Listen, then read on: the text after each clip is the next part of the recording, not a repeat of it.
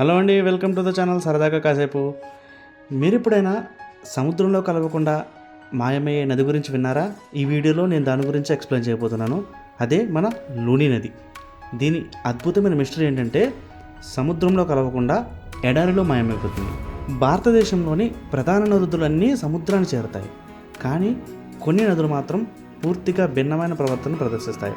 అటువంటి నదుల్లోనే ఒకటైన మన రాజస్థాన్లో ప్రవహించే ఈ లూని నది. ఇది సముద్రంలో కలవకుండా ఎడారిలో మాయమైపోతుంది. ఈ నది జననం, ప్రయాణం, మాయమయ్యే విధానం అన్నీ కూడా నిజంగా ఆశ్చర్యకరమైనవి. ఇప్పుడు లూని నది పుట్టుక, భౌగోళిక ప్రాముఖ్యత, మిస్టరీలు, చరిత్ర, ప్రజలపై ఎలాంటి ప్రభావం చూపిస్తాయి అన్న విషయాల గురించి ఈ వీడియోలో మీకు నేను ఎక్స్ప్లెయిన్ చేస్తాను. ఇంకా వీడియోలోకి వెళ్ళే ముందు మన ఛానల్ని ఇంకెవరైనా సబ్స్క్రైబ్ చేసుకోండి, లైక్ అండ్ షేర్ కూడా చేసేయండి. Please support us. లూని నది. ఈ నది భారతదేశంలోని ఏకైక సాలైన్ నది. సాలైన్ అంటే ఉప్పు. ఇది సముద్రాన్ని చేరకుండానే ఎడారిలోనే మాయమైపోతుంది. ఇది తీపి నీటిగా పుట్టి ఉప్పు నీటిగా మారి చివరకు మట్టిలో మునిగిపోతుంది. అసలు ఈ లూని నది ఎక్కడ పుట్టింది? లూని నది రాజస్థాన్లోని అజ్మీర్ జిల్లాలో ఆరావళి పర్వత శ్రేణిలోని నాగపహాడ్ వద్ద జన్మించింది. ఈ పర్వత శ్రేణి పుష్కర్ సరస్సుకు సమీపంలో ఉంటుంది. ఈ నది మొదట సాగర్ మట్టి వద్ద ఒక చిన్న ప్రవాహంగా ఉద్భవిస్తుంది. లూని నది పుట్టినప్పటి నుంచి చూసుకుంటే మొదట ఇది స్వచ్ఛమైన తీపి నీటితో నడుస్తూ చిన్న చిన్న ఊర్లకు తాగినూరు అందిస్తుంది. కానీ రాజస్థాన్లోని ఎడారి ప్రాంతంలో ప్రవేశించినప్పుడు ఇది ఉప్పదనం పెరిగేలా మారిపోతుంది. ముఖ్యంగా ఎడారి నేలలోని లవణ ఖనిజాలు దీని తీపి నీటిని నుంచి ఉప్పు నీటిగా మార్చేస్తాయి. అసలు ఈ లూని నది యొక్క ప్రయాణం చూసుకుంటే మనం జననం తర్వాత లూని నది పశ్చిమ దిశలో ప్రవహిస్తూ అజ్మీర్, జోధ్పూర్, బార్మేర్, జలోర్, నాగౌర్, పాలి వంటి జిల్లాలను దాటుకుంటూ వెళ్తుంది.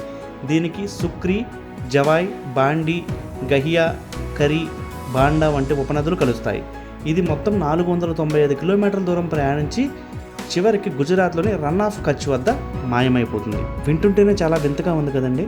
అసలు ఈ లూని నది ప్రవాహ మార్గం చూసుకుంటే మనం ఇది నాగపహాడ్ అజ్మీర్ జిల్లాలో జన్మించినప్పుడు తీపి నీటిగా ఉంటుంది. అజ్మీర్ నుండి జోధ్పూర్ వరకు కూడా తీపి నీటిగానే ఉంటుంది. బార్మేర్, జలోర్, నాగౌర్లో దీని లవణత పెరిగిపోతుంది. గుజరాత్లో రన్ ఆఫ్ కచ్ చివరిగా పూర్తిగా లవణ నీటిగా మాయమైపోతుంది. అసలు ఎందుకు ఈ లూని నది సముద్రాన్ని చేరదంటే సాధారణంగా నదులన్నీ సముద్రాన్ని చేరతాయి, కానీ లూని నది మాత్రం మధ్యలోనే మాయమైపోతుంది. దీనికి ప్రధాన కారణాలు ఏంటంటే ఎడారి భూభాగం గుండా ప్రవహిస్తుంది. లూని నది ప్రధానంగా దారి ఎడారి గుండా ప్రవహిస్తుంది. ఎడారిలోని పొడిబారిన నేల ఈ నదిని త్వరగా పీల్చుకుంటుంది. భూమిలోకి ఎక్కువ నీరు నిశ్శేషంగా అవడంతో చివరికి పూర్తిగా ఆవిరైపోతుంది. దీనికి ఉపదనం కూడా అధికంగా ఉంటుంది, ఎందుకంటే ఈ నది భూమిలోని లవణాలను కలుపుకొని ముందుగా ప్రయాణిస్తుంది.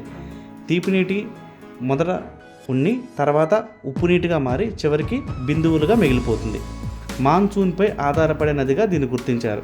లూని నది ప్రధానంగా వర్షాకాలంలోనే ఎక్కువ నీటిని కలిగి ఉంటుంది. వేసవి వస్తే దీని ప్రవాహం తగ్గిపోతుంది. అసలు లూని నదికి లూని అని పేరు ఎలా వచ్చింది? ప్రాచీన కాలంలో ఈ నదిని లవణ నది అని పిలిచేవాళ్ళు. కాలక్రమేణా అది లూనీగా మారిపోయింది.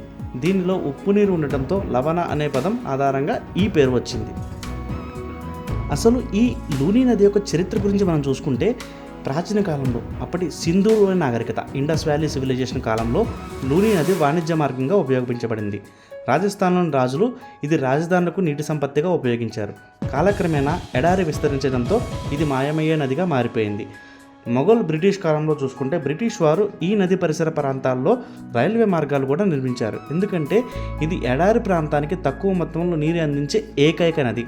మొఘల్ చక్రవర్తి అక్బర్ ఈ నదికి సమీపంలో ఒక ఫోర్ట్ కూడా నిర్మించారు. ఇక ఈ లూని నది గురించిన మిస్టరీలు, అద్భుత విశేషాల గురించి మనం చూసుకుంటే ఇది భారతదేశంలో సముద్రాన్ని చేరకుండా ఆవిరైపోతున్న అతిపెద్ద నది. నీటి ప్రవాహం తీపి నీటి నుండి ఉప్పు నీటికి మారడం అనేది భౌగోళికంగా చాలా పెద్ద అద్భుతం. అసలు ఎందుకు ఇలా మారుతుంది అనేది కూడా నేను ఈ వీడియోలో క్లియర్గా ఎక్స్ప్లెయిన్ చేశాను. మాన్సూన్ సమయంలో మాత్రం అది మళ్ళీ జీవం పోసుకుని భూములను తడుపుతుంది. గుజరాత్లోని రన్ ఆఫ్ కచ్ వద్ద నది చిన్న చిన్న నీటి పొంగులతో చివరికి మాయమైపోతుంది. నది రాజస్థాన్లోని గ్రామీణ జీవన విధానాన్ని ప్రభావితం చేసే ప్రధాన జలవనరుగా ఉంటుంది. ఈ లూని నది మనుషుల జీవితంపై ఎలాంటి ప్రభావం చూపిస్తుందంటే రాజస్థాన్లోని జోధ్పూర్, బార్మేర్, జలోర్, నాగౌర్, పాలి వంటి జిల్లాలకు ప్రధాన నీటి వనరు ఇది. గడ్డి భూముల అభివృద్ధికి, పశువుల నీటి అవసరాలకు కూడా ఉపయోగపడుతుంది. ఇక్కడి రైతులు ఈ నదిపై ఆధారపడి వ్యవసాయం చేసుకుంటారు. గుజరాత్లోని రన్ ఆఫ్ కచ్ వద్ద ఉప్పు చెరువులుగా మారి ఉప్పు ఉత్పత్తికి కూడా సహాయపడుతుంది. అందుకనే ఇది చాలా ప్రత్యేకమైన నదిగా పేరుగాంచింది. సో చూశారు కదా ఫ్రెండ్స్, ఈ విశేషమైన మిస్టరీ నది గురించి మీ అభిప్రాయాలను కామెంట్స్ రూపంలో తెలియజేయండి. అలాగే మన ఛానల్ని ఇంకా సబ్స్క్రైబ్ చేసుకోకపోతే సబ్స్క్రైబ్ చేసుకోండి, లైక్ అండ్ షేర్ కూడా చేసేయండి. Thank you, bye bye.